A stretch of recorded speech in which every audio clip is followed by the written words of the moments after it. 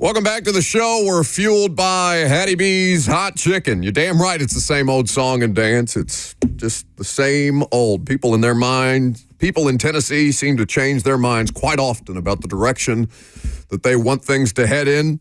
Maybe it's commendable that you recognize a problem and you try to cut it off before the thing continues to unravel. The thing that I said yesterday, by the way, Rand Carthon's been fired by the Tennessee Titans. If you're just now joining us, 615-737-1045. We'll get your reaction to it just in a second after we read this statement from both Amy Adams Strunk and team president Burke Nihill that is published on TennesseeTitans.com in a piece by Jim Wyatt. Again, like I said yesterday, for the teams, team.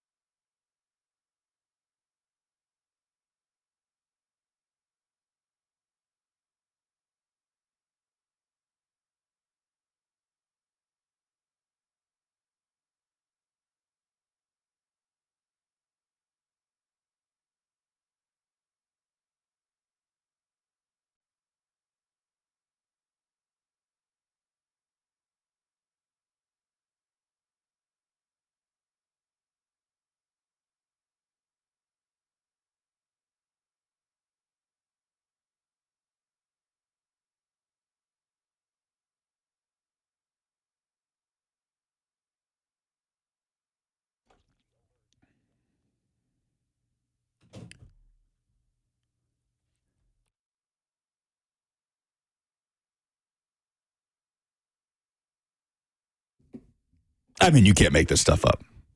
Who over there called in the code red? I mean, that's incredible. Which one of you in the Titans organization tried to cut me off with the emergency alert system? Which one of you?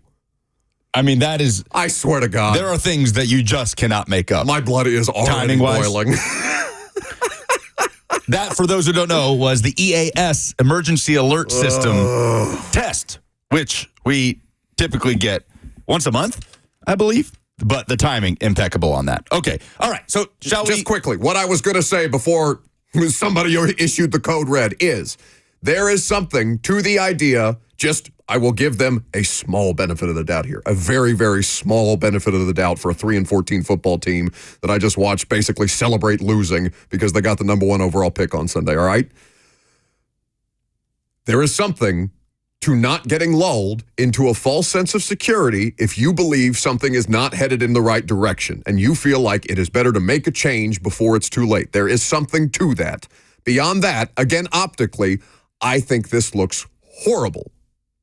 Now let's hear the statement from Amy Adams Strunk. All right, let's take it piece by piece because there's a lot to sort through here. We have a statement from Amy Adams Strunk. Work on my breathing. We have a lot from Burke Nihill, the Titans CEO, in a conversation with Jim Wyatt. So we will begin with the first thing we have heard from controlling owner Amy Adams Strunk after the team officially announced that Rand Carthon was relieved of his duties as general manager of the Tennessee Titans. Quote, "I have loved the time I've spent with Rand.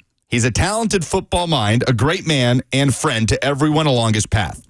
Amy continues, "It is impossible to ignore that our football team has not improved over the past 2 years. I am deeply disappointed in our poor win-loss record during this period, of course, but my decision also speaks to my concern about our long-term future should we stay the course." Should we stay the course? What does should we stay the course mean? I read that as my decision also speaks to my concern about our long-term future should we stay the course. Basically saying, yeah, I am concerned about the future of where this is headed if we were to stay the course with Rand as the general manager. Okay. That's how I read that after reading it a couple times. All right, that's fine. Okay. Continuing. "I love this team more than you can imagine. To our fans, we know this level of performance is not acceptable. We are humbled by your support as we continue to work towards building the team you expect and deserve." That is the statement from controlling owner Amy Adams Strunk. Humbled by your support. Did you see the stadium on Sunday? And maybe that's enough to piss her off because she's, embarrassed that she keeps wearing these uniforms against the Houston Texans and they're over against the Houston Texans and the Houston Oilers uniforms. There there are plenty of different thoughts on Rand Carthon. I've talked to a lot of different people at different levels of the organization about this for basically the last 2 years. Some people who have said, just give it more time. You'll understand once you see it more. People who will say that Rand has a certain role within the structure that they've set up, which also includes Chad Brinker.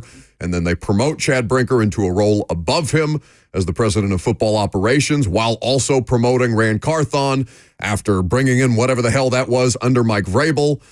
I think that there are a couple of different things that have to be taken into account on that front. And then I've also talked to people who have worked directly under these people in some form or fashion about not believing at all in the vision that was in place and not necessarily advocating for people to lose their jobs, because anybody who works in an ecosystem like professional football understands how unstable that job security can be. So you very rarely get football people wishing for other football people to lose their jobs. So there was something wrong there, something deeply wrong with the way that was being done. And maybe that's just based on what people in the building already knew how it was supposed to be done, or thought how it was supposed to be done, versus the new school of thought a lot of that people was being brought in. That have worked for the previous regime, Correct. Worth noting. Correct. And a lot of people who have expiring contracts in these situations at lower levels. But, humbled by your support, you're going to have to show them something worth supporting. People are not going to support this. The vast majority of people are not going to support this, much less doing it piecemeal. And again, should Brian Callahan lose his job just because Rand Carthon did? That's probably a pretty unfair way to look at it, and that's not necessarily the way that I was looking at it. I was looking at on-field performance, saying these people made the product collectively, front office and coaching, appreciably worse when they were supposed to come in here and develop talent and take it to the next level, which is probably why Amy's pissed. But to have one head roll when this whole thing was presented as we hunt together, we're doing this in unison, we're doing this in a conjunctive, collaborative fashion. But Will Levis getting benched is the first person to be held accountable for the way that this thing went. Then Rand Carthon the second. NPF, Jaquan Jackson, you can get into people who were benched or lost jobs because of what happened on the field. Then Rand Carthon, who based on the decisions that were made here, I don't know what else he was supposed to do with where things were at, other than he didn't knock out of the park an NFL draft in the 2 drafts, and arguably, based on your logic, Lucas, 1 draft that he was able to oversee as the general manager in that promoted role. That there wasn't any superstar caliber talent on this roster because they're just trying to get it back to baseline functional. And by the way, it got worse. But who's more to blame? Did you get the players at a variety of different positions that you were required to get? Yes, there were some miscues there. Right tackle, obviously a glaring need. Pass rush, obviously a glaring need. Beyond that, there are a variety of different things that could not be addressed all in one offseason. And to have how unrealistic are her expectations of where her franchise is in the first place? The thing that we all knew was that even the best people in the world at doing these respective jobs were not going to be able to dig the Titans out of the ditch that John Robinson drove them into. I think you and a lot of people were in the boat of clean house more for the idea of clean slate reset button than Rand Carthon is not qualified. Not to say some people didn't have that opinion. Mike Vrabel had that opinion. But correct me if I'm wrong, that's more where you were. You were more in the boat of reset button. You only have so many opportunities to have the number 1 overall pick to present this job as viable for a clean house reset, the way that, for example, Adam Peters was looking for and found in Washington to be able to turn that thing around, and also to have a new ownership group coming in who's far away from what the previous regime was, to be on the same page as them. What it tells me is that the whole collaborative effort, the whole thing that was supposed to be on the same page, was not in fact on the same page about where the hell the thing actually was. Because listen, Rand Carthon There are things to be nitpicked. And again, this happened 20 minutes before we went to air. I want to talk to a lot more people about what's going on over there before I make any definitive statements about what Rand did or did not do right, because I'm not in the building every day. Relative to expectation for where the Tennessee Titans were when he took over in 2022, or I guess 2023, January of 23, heading into the 23 season and then into 24, I don't know what they expected this thing to be. And who's most responsible if you went out and did all the things as far as players go, other than he said the thing that he probably shouldn't have said, right? If you wanted to hold something against Rand Carthon, it would be that Sirius XM interview where he did, we literally checked all the boxes when very much the boxes were not all literally checked. At other point, the ball didn't bounce our way, right? So it's on him for setting unrealistic expectations too.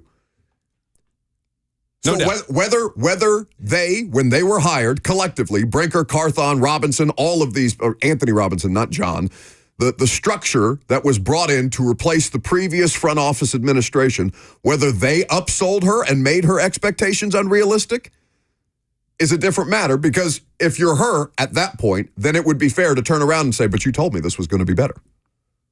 It's not. What happened?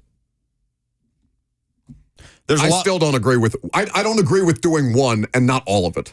We've heard from Amy Adams Strunk with her official statement. President and CEO Burke Nihill talked about this with Jim Wyatt on the team website. This is Burke Nihill's statement to Jim. Quote, "We just haven't improved this football team for the last couple of years. We've won 9 of the 34 games we've played over the past 2 seasons. You don't got to tell me. And as much as the record was concerning to Amy as it was to all of our fans, her assessment was also that we are not on course to get to where we need to go moving forward. As difficult as these decisions are, she believed it was the right one." He continues, "Speaking of a change of the general manager specifically, Rand was hired into a very different job description than the one that exists today. Rand was hired for a general manager position that was very specific to the circumstances at the time." I add parenthetically with Mike Vrabel as the head coach. Yeah. "And the forecasting was the general manager would be able to partner very closely with the head coach," again parenthetically, Mike Vrabel, "the existing head coach. And as the circumstances exist today, the general manager position is different. And so what Chad, who is leading the search, will be looking for is a very different skill set for a very different job description." Do you think Chad Brinker is going to conduct a search and just land on himself? As president, I guess technically based on the structure, it would be a demotion to go from president of football operations to general manager based on the way that it was currently constructed. But again, these things are being described as being different now that the job description has allegedly changed. We've also heard from Chad Brinker. Again, Vrabel didn't want him. So what is this? What is this about bringing somebody in to work in conjunction with the head coach if the head coach is saying, no, I don't want this guy? Chad Brinker also spoke to Jim Wyatt. We'll hear from that in just a second. But Burke Nihill continues, quote, "Rand had very different circumstances over the last 2 years in terms of his role. At the end of the day, this is a results-oriented business. Amy's assessment is we needed to make a change."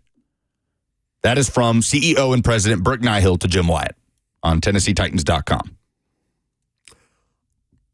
I'm going to have 2.5 more hours to talk about this. I want you guys to have the opportunity to weigh in. We'll bounce back and forth between us and between phone calls and what's going on in the comments section. The news of the day, Rand Carthon fired after 2 seasons as the Titans general manager, and the Titans have the number 1 overall pick.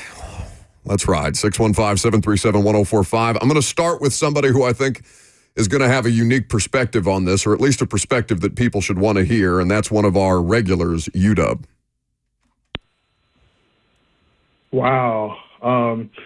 First of all, thanks for having me. So I've been a fan of the team for 28 years, and just interesting seeing how this time 2 years ago they trotted out Rand. Everyone was in the facility. They just celebrated him like, oh, he's going to be the savior for this franchise. And then 2 years later, they unceremoniously kick him out. And it's just interesting, like, we've seen what Rand did over these 2 years. He signed 2 receivers that got 1,000 yards. In the past 26 years before that, there were only 2 receivers that they signed in free agency that got 1,000 yards. Signed a 1,000-yard rusher. he fixed the left side of the offensive line, including Cushenberry before he got injured. The secondary, he rebuilt that to a degree.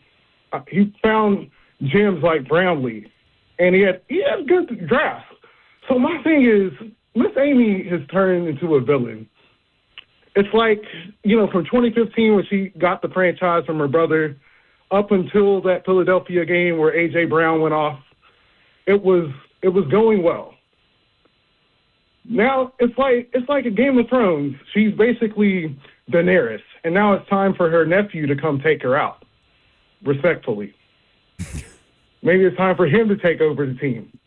Maybe they need a coup in-house because it's very clear that she doesn't know what she wants anymore. The goalposts keep on moving. Well, that's the thing. Thank you for the call. The goalposts keep on moving. They've literally changed the job description of the general manager. 9 and 25?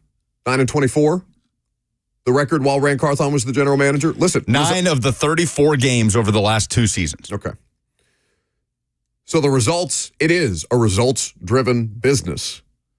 But are these people given did Rand Carthon, when interviewing for this job, give her realistic expectations about what he was going to be able to do? And then in turn, did the organization give Rand Carthon realistic expectations about what his role was within the scope of this thing and how much time legitimately was going to be allowed for them to continue to articulate their vision? They had him skip the Senior Bowl last year so he could stay back here with Callahan. Yeah, they were hiring coaches, filling out the coaching staff. Filling out the coaching staffs. But that's not, sometimes that happens with general managers, but so you took the person who oversees personnel out of the personnel process to help the coach with the coaching staff that you put together, that you helped recruit. Denard Wilson is somebody who Rand Carthon very much knows. That helped get Denard Wilson to Tennessee. He's using those relationships. So and Brinker was at the Senior Bowl, correct? Or am I wrong about that? Chad Brinker, I don't remember off the top of my head. They did have representation at the Senior Bowl. It's not like the Titans completely skipped the Senior Bowl. That's not what I'm saying. Yeah, if I remember correctly, Brinker was in attendance at the Senior Bowl. So, what does that tell me about Rand's level of importance last year anyway? Is Brinker more important than Rand when it comes to personnel? Based on what that was last year? If that was the case, would that make this move make more sense? If Brinker had more control over personnel anyway. I had people telling me as soon as they brought him in that Brinker was actually the person that you should be keeping an eye on here as far as what the Titans are doing from a personnel standpoint, which would, of course, run completely counterintuitive to the idea of a general manager existing and being hired. So is Rand Carthon just supposed to be like team diplomat? Oh, I get along with Calvin Ridley. Let me call him up. We're both South Florida boys. I'll get Calvin Ridley to Tennessee. Was that solely not solely, but was that the primary purpose of his job? Well, there's more from Burke Nihill on just this.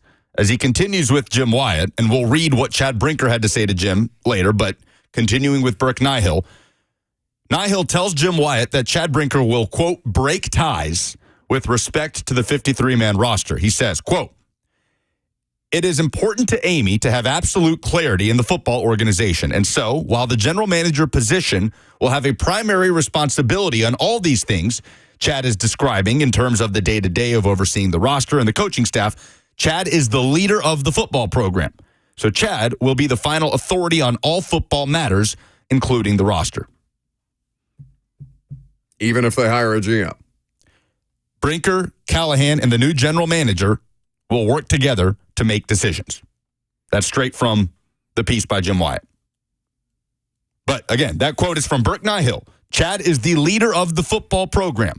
So Chad will be the final authority on all football matters, including the roster. More of your phone calls. 615-737-1045 is the number if you want to get in. Joe is next. Good morning, guys. How are we doing? I appreciate you having me on. The whole timing of all of this really makes you question what was the final tipping point that caused this move to happen. Because now in a matter of 2 months, you've got to find your GM that has a coherent vision with your head coach to prepare for free agency. And then shortly a month after that, you've now got to get ready to pick for the number 1 overall pick in the NFL draft or trade down, whatever they decide to do with it. So now you're going to be put in the position of scrambling to find your GM. And then do we run into the position next year where if we don't succeed, that you've got a GM that doesn't gel with your head coach. So then you've got to move on from the head coach, and we're right back where we were with Mike Vrabel when we got Rand Carthon.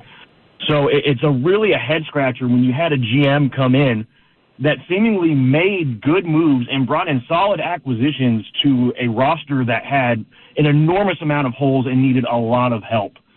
The pieces that he brought in were starting to put us to the next level, and it seemed there was a few more holes plus the quarterback position that really needed to be addressed. So now, is this going to put us back down that same hole where we're searching for a head coach again next year if we don't make the jump that Amy's wanting us to make? So it really makes you start to question, is Amy's involvement with the team starting to impede too much with the progress of where this football team is headed? And the wheels on the bus go round and round. 615-737-1045 is the number. Thanks for the call. We're going to continue to work through this. Congratulations to the Tennessee Titans. You wanted national attention. You're now the lead topic on ESPN because not only do you have the number 1 overall pick, but you fired a general manager who was, maybe they were never going to give him the opportunity to make the number 1 overall pick. Maybe it was never his to make based on the structure that they had in place. I mean, seriously, if they're talking about this whole search thing just to land on Chad Brinker, maybe that makes more sense because then you have the people already in place, the staff already in place to continue to try and do this thing with a level of seamlessness that you might not otherwise be able to do if you brought in an outside perspective. But also, I mean, if that's the decision that you want to make, just make it. It's your Titans fans. It's your team. You tell me how you feel about it.